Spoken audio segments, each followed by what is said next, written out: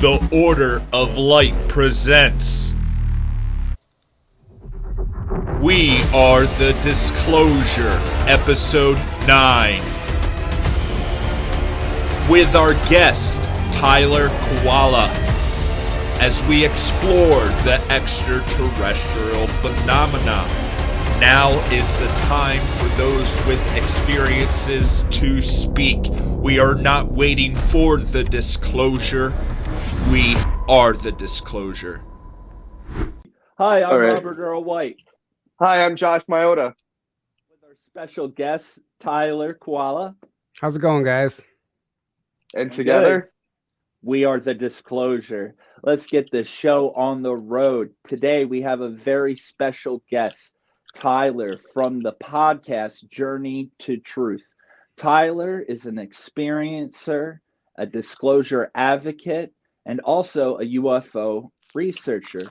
He has spent many years in this field, collecting, listening to many people's stories, and it's an honor to have you here to see what makes this amazing guy tick. What did it for you? What got you into this? And he interviewed me not too long ago. I was on his channel along with his co-host Aaron.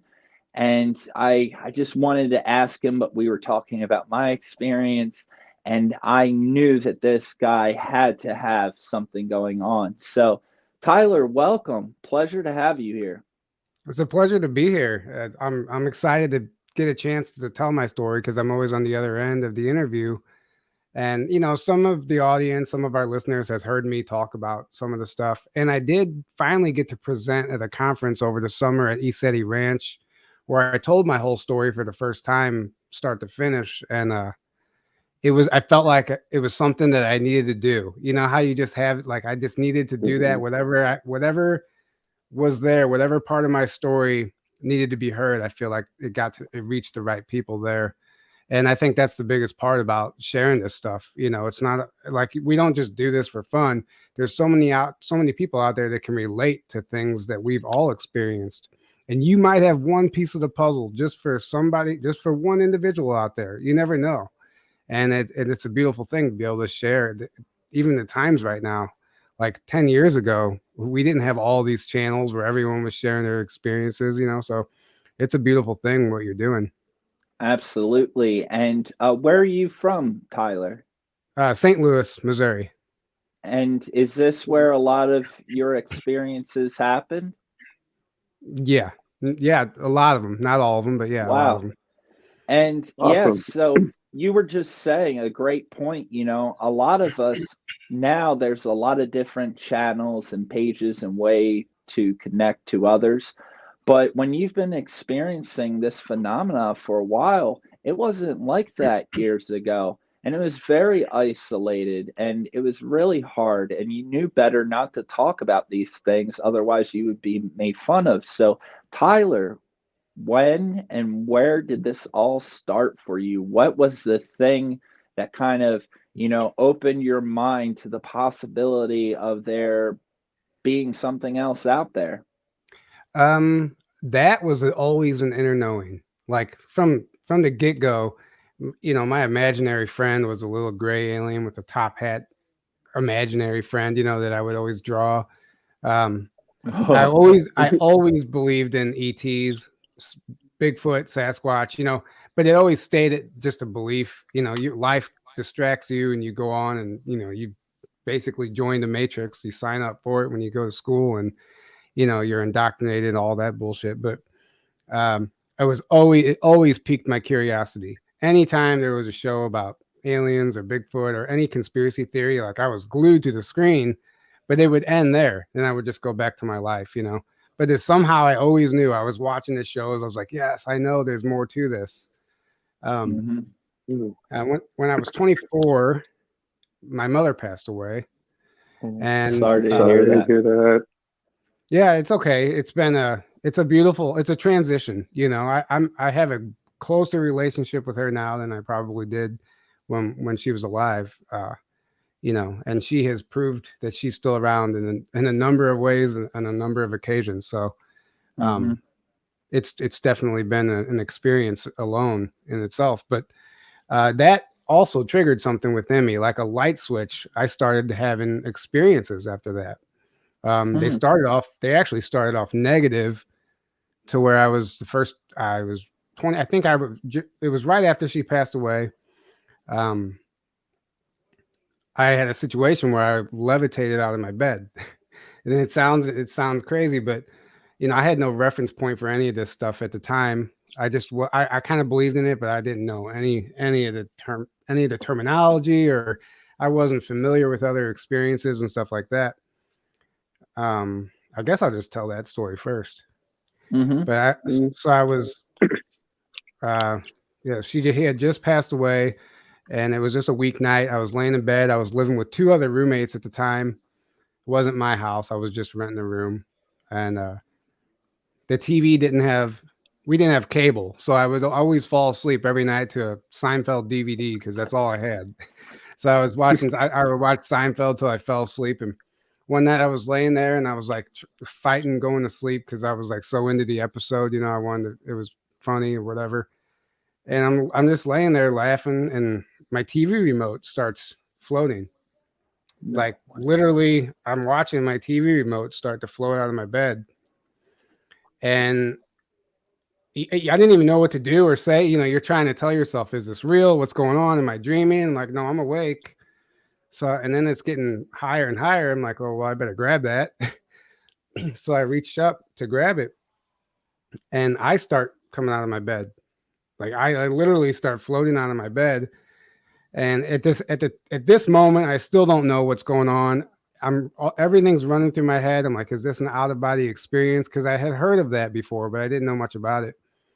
And I start floating, and I realized that I quit going for the remote because the panic mode sets in, and I'm like getting closer and closer to the ceiling, and I'm just like, I need to get back into bed. That was my only thought. Like, I need to get down. It's impossible to describe everything that was going through my head, but I somehow managed to turn myself around right as I was getting to the ceiling. And that's when it got real, because I had the wall behind my bed was big mirrored closet doors. So it was like the whole wall was like a mirror. And so whenever I was able to turn myself around and face the bed again, I saw myself in the mirror with the TV remote floating next to me. Like I saw myself in the air with the TV remote floating next to me, and my body wasn't in my bed. And that's when it got real, because I had still thought to this point it might be like an out of body experience or a dream. That's when I started to panic. And I've never flown before, so I'm trying to get back down to bed. So literally I start like doggy paddling, trying to swim back down, whatever. Like the only thing I could think of is that scene in Willy Wonka when they're like floating and whatever. And burping, trying to go back down. Yeah, that scene is exactly like how it looked to me in the mirror. Like I remember I just kept looking in the mirror because I just couldn't believe it was happening. So it was working though. Like I was actually getting closer to the bed, and I got to a certain point, and I was flipped around on my back, like in midair. My arms and legs were crossed in what I call the mummy position. And I was basically slammed down into my bed, and I was 100% paralyzed. I couldn't scream. I couldn't talk. I could barely breathe. I was pinned down hard. And I just remember thinking I was dying. I didn't know what was going on. I didn't know what just happened. I thought something was killing me. I just kept running through my head, and this is it. I'm not going to make it till morning. Like, I'm going to die right now. This is my death. Like, that's what I was thinking. And then something came over me, and I'm like, no, fuck that. Sorry. Do you guys curse on your show? I apologize. Oh, it's all good, man. Don't worry about it. I was like, no, fuck that. I'm like, you can fight this thing. Like, you're strong. Like, get out of this. What's wrong with you? Why can't you get up? And I'm just like, I started like trying to self-motivate, and I'm laying there. You can't, I don't know if anybody's had like sleep paralysis or anything like that before, but there's no words to describe the terror. You just can't move. You're breathing super heavy. You can't get out of it. And you can't even turn your head. So your eyes, you can just barely look. And I just remember telling myself, I'm like, don't be a pussy. Don't be a pussy. It sounds funny, but that's what I was telling myself to get out of it. And somehow or another, I found the strength to break free from that. And as soon as I realized I could move, I exploded out of my bed, flung the door open, flew out of the room, down the hallway into the kitchen, turned around, I was like, what the fuck? I'm just looking like my roommates are passed out sleeping. They have no idea anything's going on. And I'm standing in the kitchen looking down the hallway, out of breath, out of words, don't know what just happened, just trying to process it all. I probably stood there for 30 minutes. I don't know how long it was, Wow. to be honest. And then I was just looking down the hallway, just running it all through my head. Like, what just happened? Is this real? Am I awake? Whatever. I finally walked back down the hall and peeked around the corner into the room, and everything seemed okay. I never went to sleep that night. I was scared to death, and I called off work the next day. And that was the first of many experiences like that to come. Wow. And that was intense. And this is important to state. You weren't asleep. You were watching Seinfeld. You were awake. You got up, and this impacted you so much that you called off work the next day. Like that's a lot. That's more than a bad dream. You don't hear people calling up their boss. Boss, I had a bad dream last night. I can't make it in today. Like, you know what I mean? And it's something very important with what you said, Tyler, and I understand what you were thinking. Maybe it was an astral body experience. You didn't see your physical body on the bed, and the remote wouldn't have been going up either. Yeah. That is very strange. And what year was this around, Tyler? 2010, I gotta think, man, it's really weird. Like every time I try and think of the date of my mother's death, it's like there's some type of like block, and I can never pin that date down. So when I try and think of it, but it was 2010. Okay, yeah. 2010. Wow. And I've lost my mother about 2 years ago. It's really hard, but during those times, just like you said, there's a lot of growth, and you do feel like you're closer to them. You wish they were there. Look at me now, but they're still with us. And Right. with that being said, do you think there was any association to this phenomena and your mother? Was she an experiencer? So I don't think she was an experiencer, but this definitely runs in the family. I've since found out, especially on my dad's side, but I would imagine it was on my mom's side also. Oh man, there's so much to tell, but so this kept happening. I was afraid. Like I was 25 years old at this point, and I was literally afraid to go to bed. Some nights it got so bad I wouldn't even go to sleep. I couldn't believe I even still had a job. I couldn't believe I didn't get fired. I lost count of how many times over the next few years that I had called off work. I finally, after this was happening for a couple weeks, when I just literally was scared of the dark and I was scared to go to bed. I don't know. It felt like someone was trying to kill me every night. I finally told my dad about it, and he was 100% receptive. He believed me. He was the first person I told. And it was because I told him that it opened up a path of opportunity for me to seek healing, and I realized at that point, like everyone needs to talk. Everyone needs to tell their story because you never know who might be able to help you. And that was what did it for me. Finally opening my mouth. Keeping this stuff to yourself, you're not doing yourself or anyone any good, Mm-hmm. But it wasn't until years later, like, oh man, even like a year ago, I finally had a session with a channeler who was channeling my higher self. And I went back to that moment. I wanted to ask, like, why was that? I figured out how to combat it. I figured out how to get that stuff to stop, which is an entirely different story in itself. But I wanted to know why it was happening. I never knew the why. And what came through, and I don't know if this is fact, but it definitely resonated and it seems plausible because it was right after my mom passed away. So they said that they're always after us when we're alive. Like that's their whole game is to suppress us and shut us down. And they're always going after our soul. Well, he said that they don't just stop going after your soul. Whenever you die, they don't just stop going after your soul. There's that whole soul trap thing is real. And apparently, for whatever reason, they were trying to trap my mother's soul, and they were using me as bait. This is what came through. So they were attacking me, knowing that it would just drive her insane. She wouldn't be able to stand seeing me suffer like that. So they were trying to bait her to me, use me as bait to bring her in, so they can trap her or capture her soul. But they failed. But that was like their whole game at that time. They were just trying to make me suffer, so basically to make her reach her breaking point. Mm-hmm. I probably butchered that whole thing. I don't tell this story very often, so it's all over the place. But yeah, that's the only thing. That's the only explanation I've ever gotten that would make sense. That's the only explanation I've gotten, period, actually, on why that was happening. Wow. Josh, do you have any questions pertaining to that experience? Your first initial experience, did you tell your roommates ever? No, actually, I never did.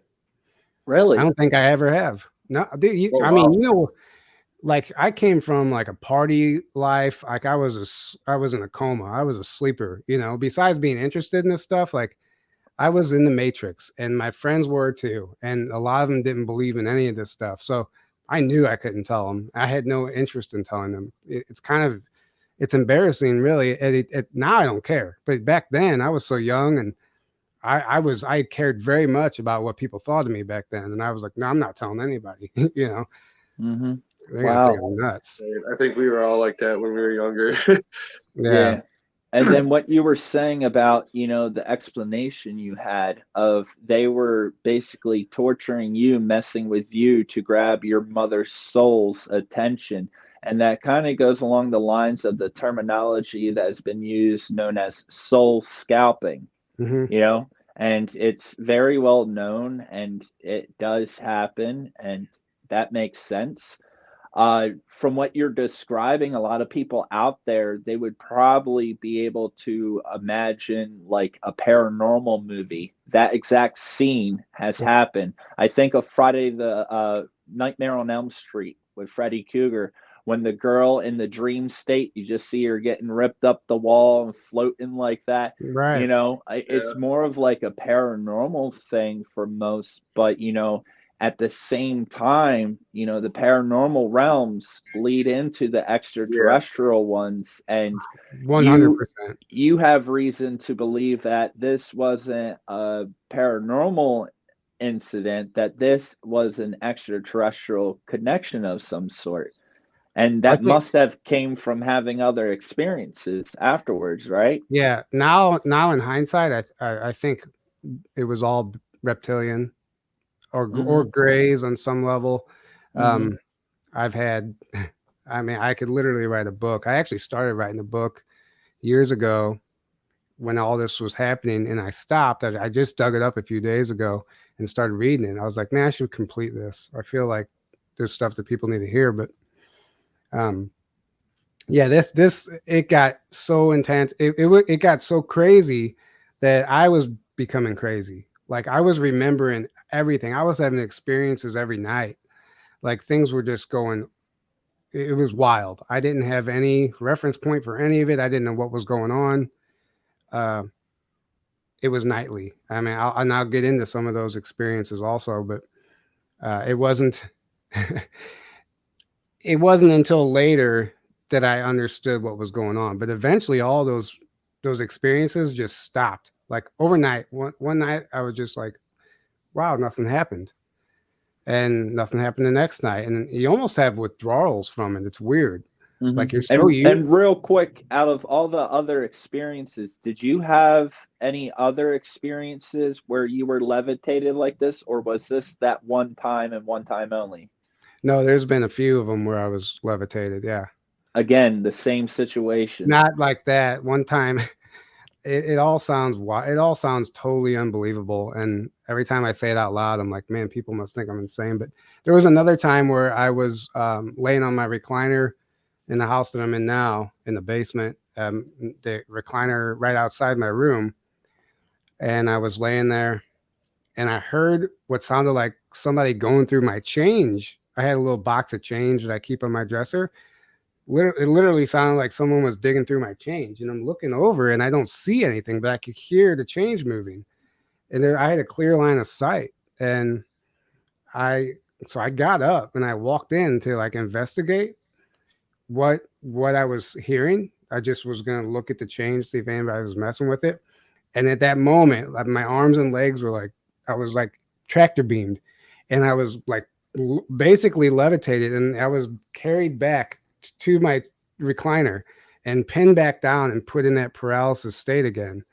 It was like they were baiting me in there, and it was the most intense thing, and that's happened a few times. Can you go over the other times real quick? Just have all the levitations, because I'm starting to put something together. Well, the other one, yeah. So there was that one. Every time I end up in paralysis, and then before I go into the next one, there were other ones that weren't. I was having like these experiences, recalls. I don't know what you want to call them, where it was like a positive thing. Like I was in these dreams or whatever they were, these experiences. I was able to initiate it and elevate and levitate and like fly around in these experiences. And this was happening so much. I would wake up and that I would get up out of bed and try to levitate, because it seemed, I'm like, I know how to do this. I'm doing this every night. I'm going to try it here. And I can never obviously I can never do it for real. But the other time that it happened was, this one was a lot foggier, but the power went out, and I went to go investigate the electric panel in the laundry room. And when I got near the panel, same thing happened with the change. Same thing, arms and legs. It's like I'm put in a tractor beam and I'm levitated off the ground, and I'm just wherever they want to move me to, they move me to. And Wow. It was put back. And that one, were you moved vertically?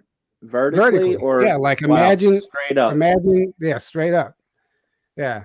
And you just have no control over your body. It's like something takes control of it. But that one's really foggy, because in that experience, I saw another person there that actually wasn't there. Like it was really weird. Maybe they were there, but it was a woman, and whenever she saw me levitate or get lifted up, she had the fear of God. Like she was like, her face turned in like she just saw a ghost. Like she was speechless. She was freaking out that she was watching me being levitated and pulled, and she was like, couldn't, you know how when somebody like in a scary movie, they just can't even get words out. It almost looked like she was about to faint. So I don't know, like if she was really there. Like it was really weird. Like I don't know how this woman was there, but did it look like your mother?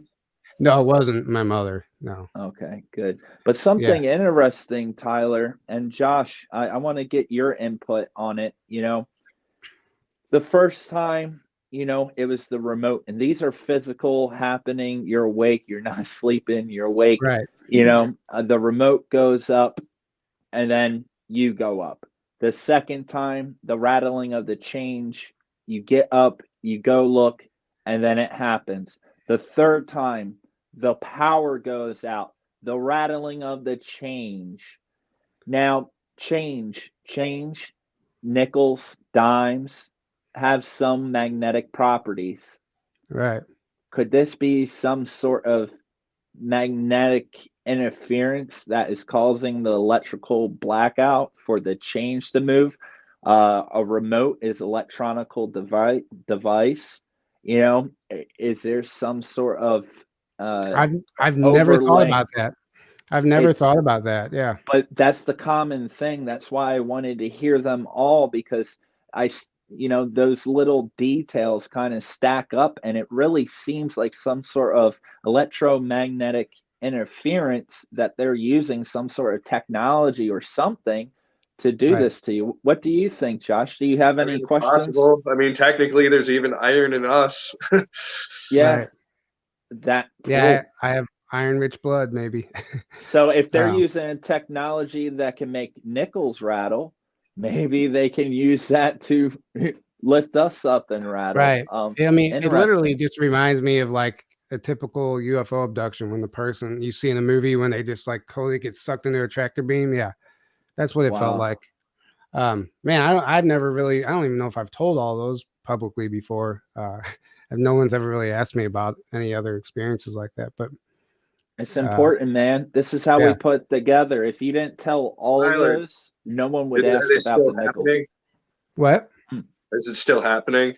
No, that stopped. That stopped. Like I figured out a way to combat. I figured out a way to combat most of that. Back then, when that was happening, I didn't know how to put up protection. I didn't know you could put up and whatever. Like I was just totally vulnerable to anything they wanted to do to me.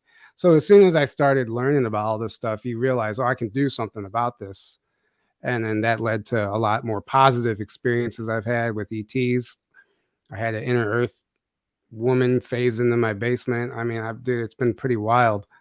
On top of that, I had this guy for a year trying to recruit me to go to Mars, and that was the main reason I did my presentation over the summer, is to tell that story. But it's crazy. Like after learning about learning about the secret space program is what woke me up for real. Like I had all these experiences, but it wasn't until I learned about the secret space program where everything inside me just changed. And it was like I was remembering stuff. It was like when I was hearing about it, I wasn't learning about it. I was remembering. It's really weird. And then I thought back to 5th grade when these Air Force captains came into my classroom and they wanted the whole classroom to draw their version of a spaceship. What would a spaceship look like to you if you could design your own spaceship? So they told us that kids sometimes have the best ideas. So they wanted us to each design our own ship, And I remember everyone in the class basically drawing a rocket, because that's kind of like what we knew in 5th grade. And I drew a triangle. And I remember like almost being afraid to turn it in because it didn't look like anyone else's drawing. And I remember turning it in. The guy was like, "Oh, that's pretty cool. Thanks. It's good design." They just kind of like pat you on the back or whatever. And then they collected everyone's papers and left. And I've asked everybody I know if that's ever happened to them. No one's ever said that that's happened. So I don't know. Your whole class, the whole class, they made draw. But it was almost like they wanted to see what we would remember, like who remembered what. Like if we were being used in some sort of program, it's almost like they were seeing who has recall of what. Total recall. That's right. What it is. It's, you have these memories, but hearing these experiences about the SSP, the secret space program, it's kickstarting that, it's Right. helping you remember what was already there. And you're right, not all kids have had experience. I had something weird like that happen to me when I was young. I had to go to this, it was like a school trailer, like a trailer behind the school, and I had to sit down with some guy and talk to him, and they ended up prescribing me Legos, like a doctor's slip for Legos, and my mom had to spend a bunch of money on Legos because this random group of people wanted me to play with Legos. What the heck? I've asked other people, have you ever been prescribed playing with Legos? No. Well, that's very weird. Same thing with that. I would have been stoked because I loved Legos. I'm like, yeah, prescribe them away. My family was poor. They were too expensive back then. They're still too expensive. Right? But it's interesting that you drew a triangle too, because triangles are very useful when it comes to flying and things like that. I didn't know. I just remember being embarrassed about it, like because I looked over and everyone was drawing basically a rocket, and so anyway, that was that. There was no more to that experience, and I don't remember a lot from elementary school anyway. But that, I couldn't probably tell you anything else that happened that year. I just remember that, like standing out to me. That's so weird. Right. And this was in St. Louis. Yeah. So anyone out there, if you were in school in St. Louis and you had two Air Force guys come in and have you draw a UFO, please leave that in the comments down below. That would be very useful. Yeah, you got to put it out there. Right. Josh, do you have anything, bub? That's wild about what you said with the Air Force, man. I mean, It's Right. and why would they be doing that? Why? You know, they had their narrative, but like what you said, Tyler, what was their real purpose? Are they keeping an eye Yeah. on I people, making sure they don't recall too much? I firmly believe that's the case. Looking back on it, yeah. is there any like little detail you can maybe try to remember, like maybe some weird insignia they had on, weird, you know, no? No, when you're a kid, you're not paying attention to stuff like that, you know. Mhm. Like I just remember being enamored by them. Like, wow, who are these guys? You know, authority. Like they just felt like They were in uniform, right? yeah, it might as Okay. well have been the president as far as I Right. was concerned as a kid. But, yeah, I wasn't paying attention to anything like that in the uniform though. Yeah, I understand when I had the Air Force and the two men in black come to our house when I was 4 years old, I couldn't tell you what, medals or honors they Right. had, nothing like that. That was the first time I got to see someone in Air Force suit, and you're in. That's why I remember the story. It sticks with you. It's Yeah. something big. Wow. Right. Wow. And this kind of resonates with episode 4 we did with Rena Dunsworth in our episode 4 of We Are Disclosure. She went through the same thing being in this program, Area 51, very young age. Later in high school years, they would come out and like weird problems and stuff like that. It's clear that these groups are highly infiltrated in the education system. Am I right, Right. Tyler? Oh yeah, 100%. Yeah. Oh, wow. So moving forward, you mentioned about seeing something in your basement, and you were awake for this because I know Yeah. there's two types. There's astral meditation, we're communicating with things, and then there's the physical. hmm Now, this inner earth being that you said you witnessed in your basement, yes, please. I want to hear about that. So this was right after. So when I first learned about the secret space program, it was from Corey Good in like 2016 or whatever it was. Whenever I found it, I don't remember. But then he started talking about the Anshar, the inner earth people that he was having experiences with, and that resonated with me so deeply. On top of the secret space program stuff, I'm like, yes, inner earth, like that's real. Like all of a sudden, I'm like, I'm not. My friends thought I needed an intervention. Like they thought I was going crazy, you know. I'm like, yes, the inner earth, that's real. And he made it sound so easy. Like he described the chairs that they sit in down there to communicate with us. And they're communicating with hundreds of people every day, thousands of people. And he's like, all you have to do is like sit in meditation and imagine like an etheric cord coming from your third eye to their third eye and set the intention and you can communicate with them. He made it sound so easy. So I took it seriously and I started doing this every night. I was sitting there meditating so hard, trying to connect with an inner earth person, and I did this for about a month straight. I was like, I had given up on everything else. Like for some reason, I was so devoted to communicating with somebody from inner earth. I'm like, he says you could do it. Yeah, I can do it. So nothing happened for a whole month. And one night I was sleeping. I was in bed and I was laying there and my phone was on my nightstand. My dog was sleeping next to me. And I got a text message from an unknown number. I reached over and looked at my phone and it said, "Are you ready to meet us?" And for some reason, like internally, I knew that it was them. Like there was no question. I was like, yes, of course. And they said, "Come to your back door." And I sleep in my basement. And my basement is a walkout basement. So I'm like, I don't even question like who it is on the other end. I feel like I know it's them.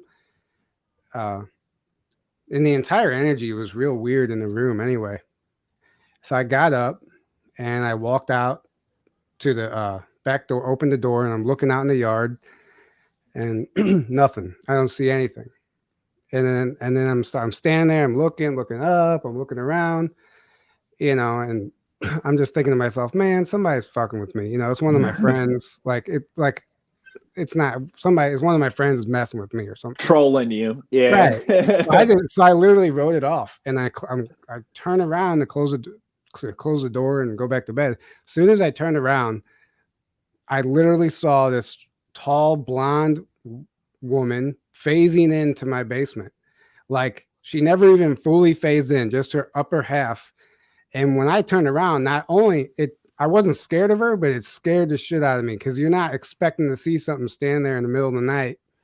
And it startled me. And then at that point, like the vibration, I don't know, whatever, the energy in the room was so intense, I couldn't move. I was like paralyzed, like frozen in fear is the best way I can describe it. But she was not negative at all. And she was like transparent still. I could still see through her, but she was totally there. She had a blue and white, like gown, robe on or something, blonde hair, tall, beautiful. And I'm trying to talk. I can't say anything. There's like this telepathic communication. There wasn't even words. Like I don't know. Telepathy is really weird. It's like feelings or emotions. But you understand what they're communicating. It's all one feeling, emotion, and thought all in one without a word. Exactly. But the best way I could describe what she told me was, honey, you're not ready yet. And like, that's exactly what she was telling me. And then she phased away. She literally just disappeared, and then I could move again. And I'm just like, what the fuck? Like, and I immediately ran back into my room to check my phone. I was going to screenshot that shit. Yeah. And nothing was on my phone. Nothing was on my phone. And then the text message wasn't there. No text message. Oh, wow. Then I realized my dog looked like she was sedated. Like usually if I got up to go pee, my dog would get up too. Like she was a super light sleeper. Especially if I went to the back door and opened it, 100% she would have been there thinking I was letting her outside. And I came back and I remember her being basically sedated. And I thought, that is weird. Like she never got up. Calmer than usual. Josh, remember Jim Court? Yep. Tell that what happened to the dog. His dog just disappeared, like in front of him for a while and just reappeared. Wow. When it did, it was awkwardly calmer and sedated. It was a wild dog. It was acting completely different. So that kind of, goes along with that these beings can interact and affect animals around us as well. How did your dog seem when it was coming back towards you? She was unusually calm. Like, like I said, this dog was extremely wild. All of a sudden, like she's very calm, walked up to me nice and calm, like something happened. Yeah. Something scared her. Right. Wow. And when you saw her, how did you feel? How did your emotional state? It was all so fast. It was more or less in shock. Like I didn't even know what was happening. Like, and I just remember standing there and not being able to move. Like it felt like one of those dreams whenever you can't run, like that's how I felt. Like I just couldn't move. I feel like for one, it startled me, but for two, what she had to change basically the frequency of the room, I think, to even manifest that much. Like, I don't think they can just manifest here in the 3D, I don't think it's too dense for them. So I think she had to alter the room to even show up in the way that she did. And by her altering it, it basically froze me. Like my body was not familiar with that energy, with that frequency. I kind of think that's what happened. But so I always thought it was an Anshar woman, until I've told this story publicly before, and everybody wants to like see if you're lying or stuff. And this one person did like dowsing rods or something. They're like, oh, well, the dowsing rod said it wasn't Anshar. I'm like, well, okay, so maybe it wasn't Anshar, but it was somebody from the inner earth. I'm pretty positive because that's all I was trying to do for a month. And so the next night, I don't think I went to work the next day either after that. The next night, before I went to bed, so I got the message. I got like this whole download along with it. The next day it was like, okay, not only am I not ready, like I have things to do. I have healing to do. I have other things I need to work on.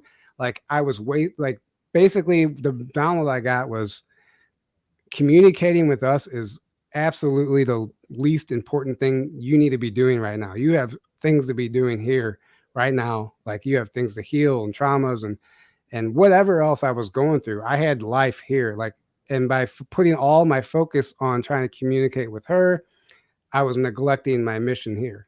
So that was kind of like the download I got the next day, and I understood it all. And there was a lot It more makes to it. sense. Right. It makes sense. Absolutely. And sometimes when people, remember their soul origin or their connection to the stars, they get so wrapped up in it that they completely forget their responsibilities at the moment. The whole reason that we signed up to come here to begin with, and that big part of you're not ready. And, with these downloads that you said you receive, it's a lot to process. And there's Yeah. a reason why they only give us so much information, because we cannot handle the full amount of it. We can't. Wow, Right. that's amazing. Well, there's a little more to it. So the next night I went to bed and I was like, okay, I understand. So I figured out like whatever I was doing must have been working, like to connect. So I was like, okay, I wanted to connect one last time. I said, I get the message. I'm going to stop, focusing on this, but can you at least tell me tell me your name or who you are? And for the first time in my entire life, it sounded like I had headphones on. And she says this voice that sounded like an elf from Lord of the Rings said, Si cose prefoxe. And I didn't know how the hell to spell that, but I remember for some reason, I had this waxy piece of cardboard on my nightstand with an orange colored pencil, and it wouldn't even write because of the waxy cardboard, but I still wrote it out the best way I could spell it. I'll never forget it though. It was like tattooed on my head in my brain. Si cose prefoxe. And that was it. And then it wasn't until literally like a month ago that I woke up and I was having communication with her again. And this was years ago that happened. So about a month ago, I woke up and I was having a conversation. Like I was still in that in-between state, and I was having a conversation with a woman, and it was familiar. And I was like, Si corse? Is this Si corse? And then she said, correct. And then I don't remember what we were talking about, but you know how you wake up and you realize, like, there's a whole shitload of stuff that's happened, but you can't remember it. Mm-hmm. That's what it felt like. But I just caught the tail end of a conversation as I was waking up. Whatever we were talking about, I have no idea. Oh yeah, I've had those mornings. There's been mornings where I wake up and for the first like 3 seconds, I got everything figured out, and then I just forget it all. Couldn't tell you a single thing. It's one of those. Yeah. And have you ever found out any additional information about what that word was? It sounds a little bit like Greek or Latin. Prefixes, probably older than that. It literally, it sounded exactly like something from Lord of the Rings. That's all I can say. It sounds elfish. Yeah. Elfish. I mean, like the way it sounded like it was straight from that movie. It was wild. Wow. Right. Whoo. And whoo. And Right. the thing about your dog, your basement, that's wild. It's funny that you say that though. Isn't it called Middle Earth? Yeah, Middle Earth. Yeah, exactly. The Rings. Well, yeah, I think there's a lot of disclosure in Lord of the Rings. Some people say it's like the true history of our planet. It's like an alternate version that they just wrote off as science fiction, but who knows? Films have a lot of truth. It's all a part of the preconditioning, Right. to put things in front of people. Wow. And moving forward, amazing experience, Tyler. And, your connection with the SSP and that aspect, as you said, you spoke about at the conference and stuff.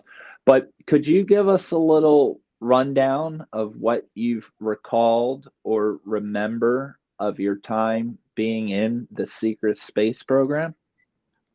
Well, I don't want to claim, like, I don't want to claim for a fact that I was in the programs when I really can't prove it. I just have memories out of context, you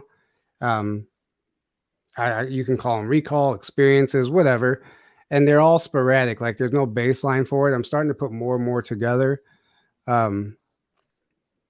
So I know right now people are getting like ridiculed big time for claiming that they're in the SSP if they can't prove it and all that stuff. So there's that aspect of it that kind of makes no me. one can prove it. No I one know. can prove it. Not even the top person out there. So Right. recall, if you're dreaming it, subconscious is real, dude. The Right. subconscious is real. And I give everyone the benefit of the doubt. And if you're dreaming it and if you're recalling it, 9 times out of 10, you probably had something. Now, was it the secret space program, or were you just a dude on a ship traveling around the universe, or were Right. you just a different extraterrestrial species? Yeah, that Well, might change, but your experiences are your experience, brother. You how know? about this? So there is a lot to talk about there. But for the sake of time, and I'm not 100% ready to share all that yet because I'm still trying to make sense of it myself. Maybe I Makes could come sense. back on in the future and share that Mhm. because I want to make sure that I'm responsible about the way I move forward in that area. Understandable. Right. Um, so, but there's plenty more that happened before that even. Uh, there's one experience that I was planning on sharing. This was more astrally. When I was having my experiences like every night, I mean, the wildest things were happening. And what would happen, it was like I was being allowed to remember. Something, I say something, I don't know what it was, would wake me up. And then the whole room, my body would be like in this intense like frequency, right? And I knew that when I was woken up to close my eyes again. And as soon as I would close my eyes, I would be somewhere else. And I would see the craziest thing. I would have experiences. A lot of it was foggy. I would get these light language downloads. I would be in a room like as a kid with all these toys that I've never even seen on Earth. Like weird stuff would happen. I would just have all this weird stuff. One night I woke up and my whole room, like this same thing happened. And then my whole room looked like there was like a dimensional layover. Like I could still see my furniture, but it was also like the jungle. Like it was super crazy. Weird stuff was happening. And one night it got real.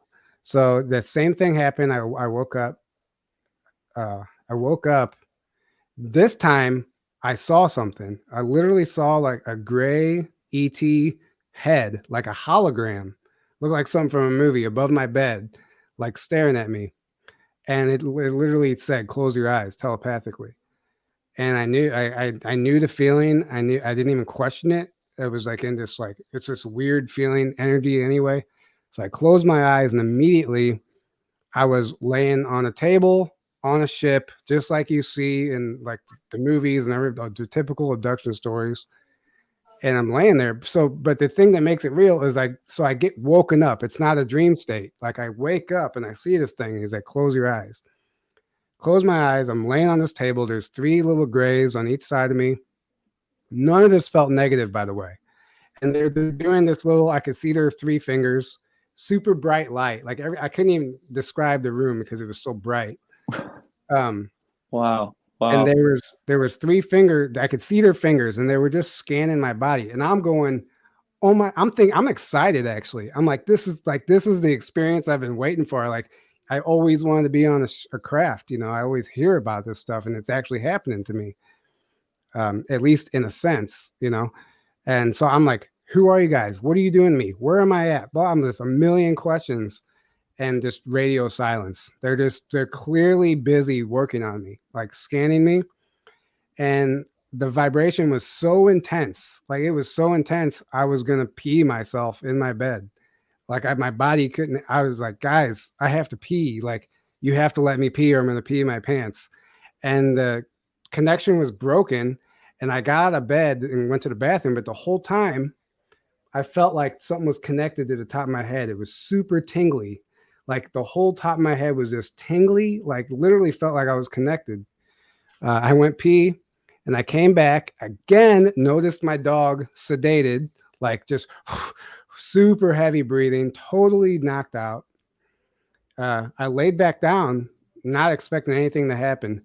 And I laid back down and closed my eyes, and bam, I was right back. Like they weren't done working on me. Same thing. They were still finished up doing what they were doing. And then this guy, this insectoid hybrid looking ET comes in the room. He comes in like I don't know. He felt like a doctor, and he felt like these guys were the nurses or something, the medical team. He came in and he looked me in the eyes, like how the doctor would take the light and go in each eye. He did that, but with his eyes. Like he was looking back and forth in my eyes like this, and I'm following his eyes. And he gave the nod of approval to the little guys, and the whole thing broke. The whole connection broke, and there I was in bed, like trying to figure out what the hell was happening. Wow. Now, Tyler, people are going to see my reactions and responses, and Josh understands.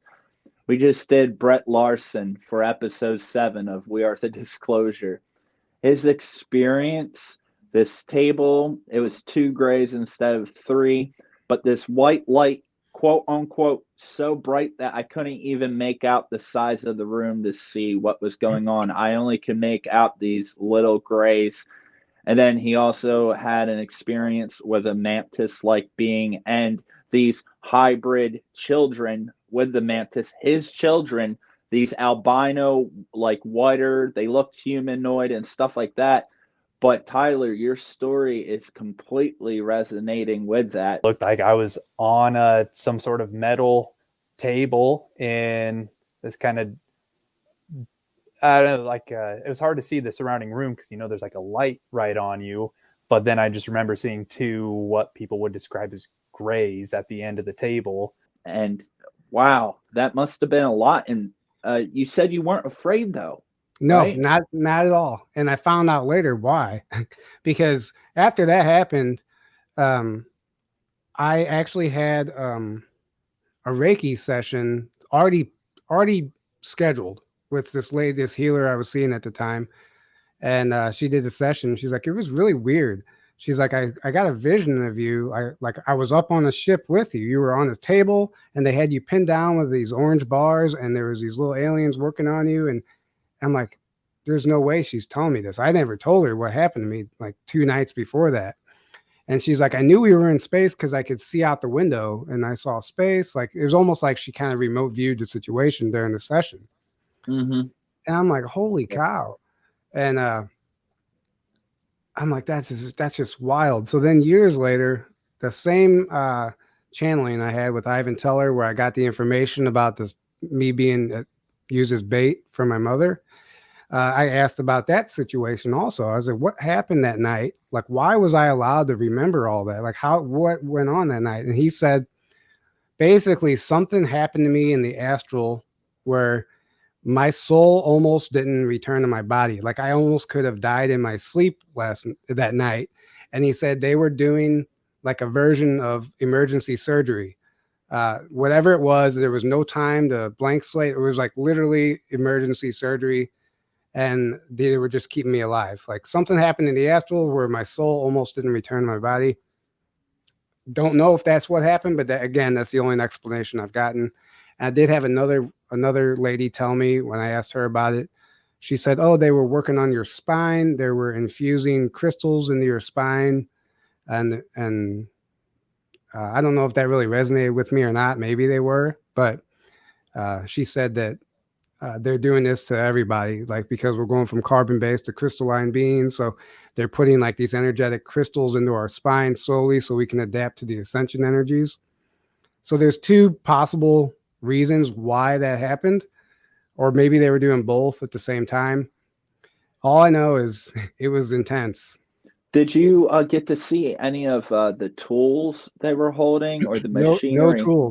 No tools. They were literally just like scanning. It was like they were using their hands, but there was 3 fingers. I always try and it's really weird.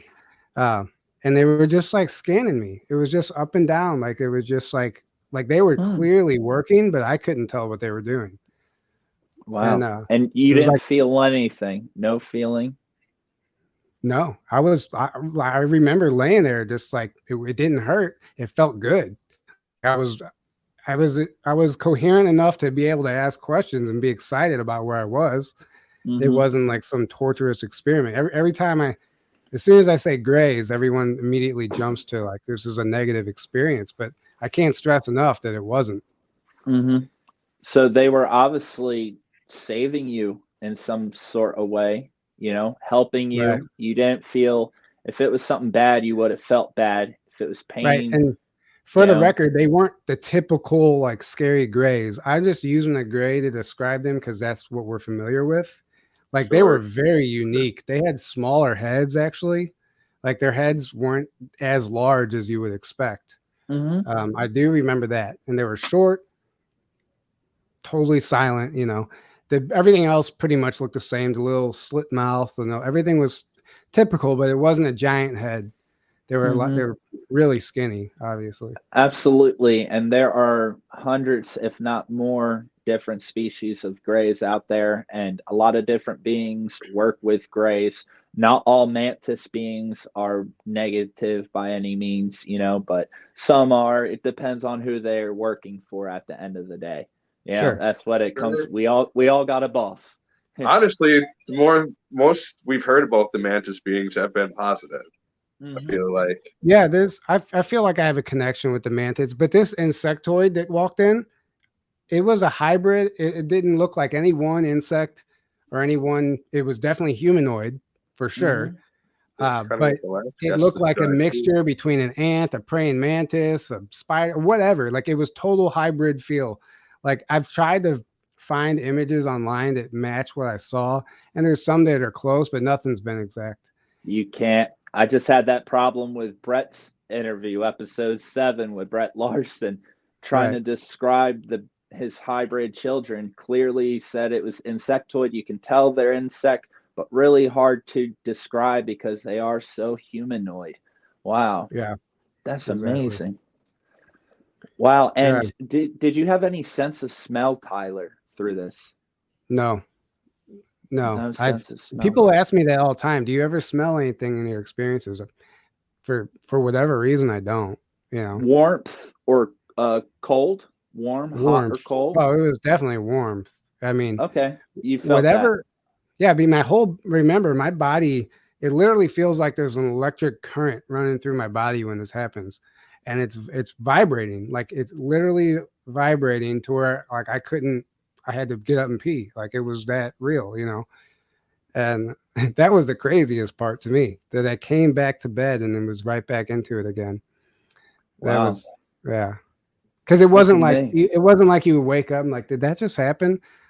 Like, no, it was happening, whatever it was. But I was my physical body was in my bed, but somehow they take your consciousness onto the ship. And we hear this a lot. I think that's how most abductions occur nowadays. Like, I don't think they have to physically take people anymore.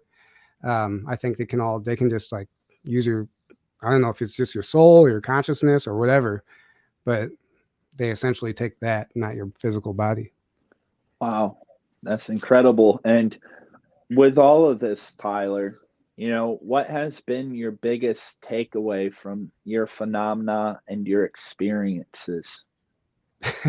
No one's ever asked me that. I don't know. I know that all of that happened to prove to me, I feel like a lot of it happened to prove to me without a shadow of a doubt that this stuff existed. So I left out the part of the story. Before my mom died, I was an atheist. Like I didn't believe in shit. And I didn't really know why I was an atheist, because like I was just, that's what the group of people I was in believed in. So I was just like fitting in. I thought it was cool. There was no real reason, but it was like they were showing me beyond a shadow of the doubt that all this stuff is real. Not only does it exist, it's real. It's happening to you, and you're playing a much bigger role in this than you might realize. That's kind of what I got out of it.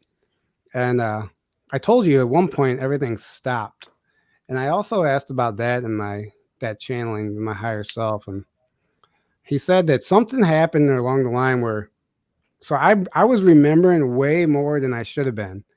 Like something was like turned on in me, and I was remembering way more than I should have been. He said, and somebody finally like caught wind of it, and he said they basically, for lack of a better term, just turned me down. Like there's like a dial, and they turned me down so I would quit, because he said if I had kept remembering and having those experiences every night like I was, it would have started like actually making me go crazy, like actually insane, like Yeah. mental institution insane. He said it really would have started messing with your mind. So they had to turn Yeah. that down because it was happening so much. I never had time to process any of it. And on top of that, in between, those attacks were happening. And my life, like, dude, I literally lost count of how many days I took off work. One time I eventually got tired of making up excuses, and I told my boss, like, dude, something showed up in my room last night. I don't know what it was. I remember what I said. I was still half asleep, but I just told him what happened. And I was like, I'm not coming in. And he's like, whoa, that's pretty intense, man. Yeah, take care of yourself. And it was like, Yeah. I couldn't believe that he like accepted it. But absolutely losing the sleep and having, you need your rest and your sleep. And when you're laying down and your nervous system is on edge because you don't know what's going to happen next, Yeah. you're not sleeping. It's not just the night of the experience. I'm sure you were hesitant even on nights where nothing happened. And Right. then, like you said, you don't have time to process these things. And when you are seeing them, it's so complex. It's really hard to process when you're seeing something that we've never seen before. Right. It's a lot, and I'm sure that was really tough on you. And I'm sure it plays a big part of what you're doing now, right, Tyler? Yeah. Well, I mean, like I said, it's real. Like there's no doubt in my mind that all this stuff is happening. And whenever I went to my first conference where people were talking about this stuff and I met other people like me, that was a life-changing moment. I knew like this is my world. I'm supposed to be a part of this. I'm supposed to do something. One day I'm going to be on stage telling, I just knew I got this like download. I knew this is where I belonged and I knew I was going to be a part of it. I didn't know how. And I met Aaron at that conference and we started the podcast 2 weeks later and never knowing it was going to take me here. But I kind of see how it was all like kind of divinely orchestrated. It's all part of the plan. Right. Everything happens for a reason. That's great. And Josh, do you have any final questions? Just amazing, Tyler. I can see why you're part of the disclosure too. I mean, it was awesome hearing your experiences. Well, yeah, and part of it also was I was getting ridiculed by my friends. They literally thought I was crazy. They actually legitimately wanted to have an intervention. They thought I was losing my mind. And I'm so sorry.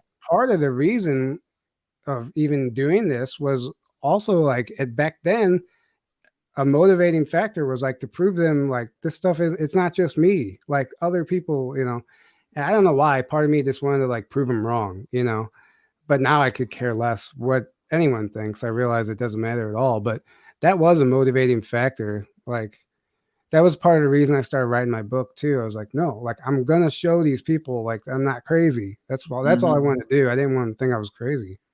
I understand you there, man. That's been my lifelong mission.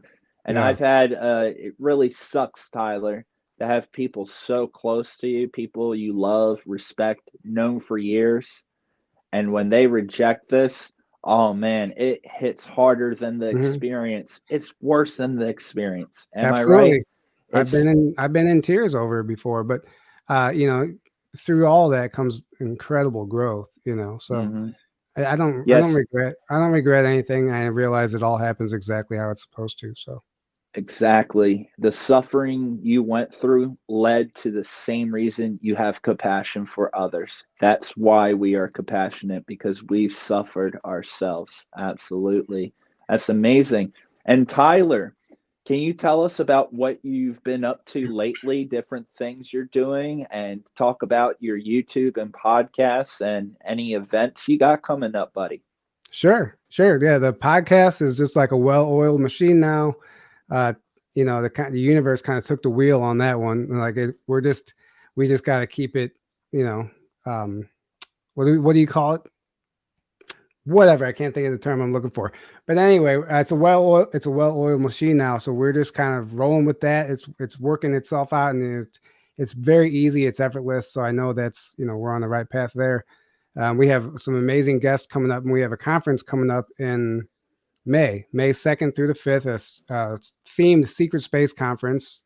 And the reason that we themed it around that is because there's a lot of mockery being made of the secret space program right now. There's fake whistleblowers coming out. There's other people. Everyone's pointing fingers. It's like a finger pointing frenzy. Everyone's saying, "Oh, this person's a shill. They weren't really in the programs, whatever." And what it's doing is muddying the waters, and people are just checking out entirely. They don't know what to believe. So we're having a lot of whistleblowers, former military, some physicists there, experiencers. They're all going to tell their story. We're going to try and build a case for the secret space program. Just to let people know that, hey, this is real. There's a reality here. Yeah, there's counter narratives out there that are trying to discredit something that's really happening, but we want to show people that it's really happening, and we're really excited about that. So if you guys feel compelled at all to come out to the conference, Grafton, Illinois, it's in the Midwest, so a lot of people can drive if they want. May 2nd through the 5th. Tickets are $444 for 4 days. There's 12 speakers. But that includes your meal plan, breakfast, lunch, and dinner every day, buffet with your drink.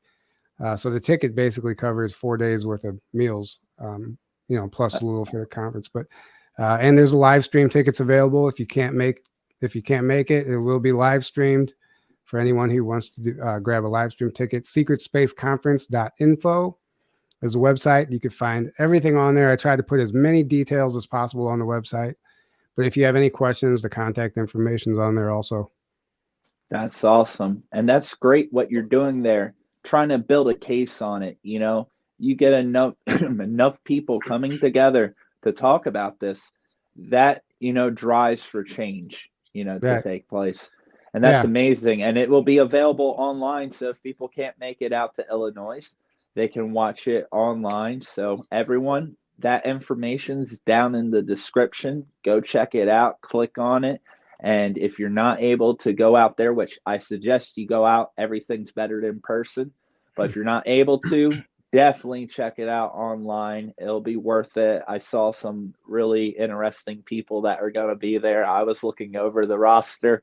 Looks like a good time. A lot of familiar faces and some people that are still not super well known but have incredible stories. So you're definitely going to want to check it out for sure. Wow. And for anyone that would like to contact you, Tyler, what's the best way for people to contact you directly?